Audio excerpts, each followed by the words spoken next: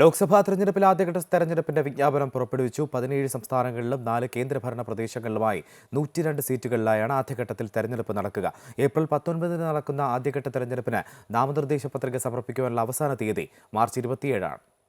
തമിഴ്നാട്ടിലെ 39 സീറ്റുകളും രാജസ്ഥാനിലെ 12 സീറ്റുകളും ഉത്തർപ്രദേശിലെ 8 സീറ്റുകളും മധ്യപ്രദേശിലെ 6 സീറ്റുകളും ഉത്തരാഖണ്ഡ്, അസം, മഹാരാഷ്ട്ര എന്നിവിടങ്ങളിലെ 5 സീറ്റുകളിൽ വീതവും ബീഹാറിലെ 4ഉം പശ്ചിമബംഗാളിലെ 3ഉം അരുണാചൽ പ്രദേശ്, മണിപ്പൂർ, മേഘാലയ എന്നിവിടങ്ങളിലെ 2 സീറ്റുകളിൽ വീതവും ഛത്തീസ്ഗഡ്, മിസോറാം, നാഗാലാൻഡ്, സിക്കിം, ത്രിപുര, ആൻഡമാൻ നിക്കോബാർ, ജമ്മു കശ്മീർ, ലക്ഷദ്വീപ്, പുതുച്ചേരി എന്നിവിടങ്ങളിലെ ഓരോ സീറ്റിലുമാണ് ആദ്യഘട്ടത്തിൽ വോട്ടെടുപ്പ്.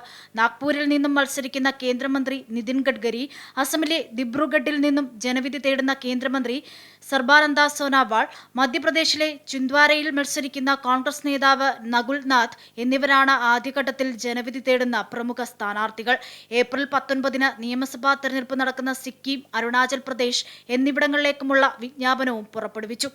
ആദ്യഘട്ട ലോക്സഭാ തെരഞ്ഞെടുപ്പ് ഏപ്രിൽ 19-നും, രണ്ടാം ഘട്ടം ഏപ്രിൽ 26-നും, മൂന്നാം ഘട്ടം മെയ് 7-നും, നാലാം ഘട്ടം മെയ് 13-നും, അഞ്ചാം ഘട്ടം മെയ് 20-നും, ആറാം ഘട്ടം മെയ് 25-നും, ഏഴാം ഘട്ടം ജൂൺ 1-നും നടക്കും.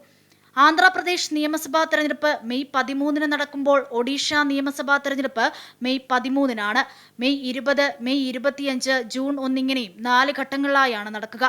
സിക്കിം, അരുണാചൽ പ്രദേശ് നിയമസഭാ തെരഞ്ഞെടുപ്പിന്റെ വോട്ടെണ്ണൽ ജൂൺ 2-ന് നടക്കുമ്പോൾ ലോക്സഭാ തെരഞ്ഞെടുപ്പിന്റെയും ആന്ധ്രാപ്രദേശ്, ഒഡീഷ നിയമസഭാ തെരഞ്ഞെടുപ്പുകളുടെയും നിയമസഭാ ഉപതെരഞ്ഞെടുപ്പുകളുടെയും വോട്ടെണ്ണൽ ജൂൺ 4-ന് നടക്കും. അമൃത ന്യൂസ്, ന്യൂഡൽഹി.